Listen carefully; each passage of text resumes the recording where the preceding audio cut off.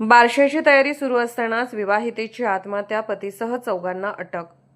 राजारामपुरी परिसरातील विवाहितेच्या आत्महत्या प्रकरणात राजारामपुरी पोलिसांनी महत्त्वाची कारवाई करत पती, सासू, सासरे आणि नणंद अशा चौघांना अटक केली आहे.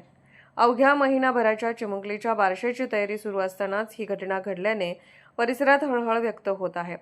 अस्मिता काटकर यांनी 12 जुलै रोजी राहत्या घरी गळफास घेऊन आत्महत्या केली होती.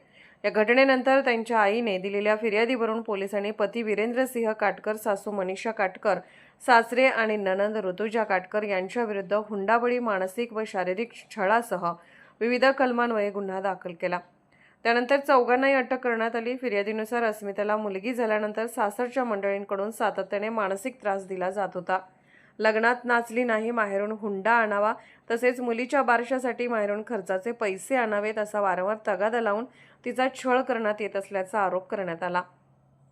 तसेच सासूला मासाहेब, सासऱ्याला आबासाहेब, नंदेला राणीसाहेब आणि पतीला सरकार म्हणून संबोधण्यास भाग पाडले जात होते. विविध कारणांवरून अपमानास्पद वागणूक देत आर्थिक मागण्या केल्या जात असल्याचाही आरोप फिर्यादीत नमूद करण्यात आला आहे.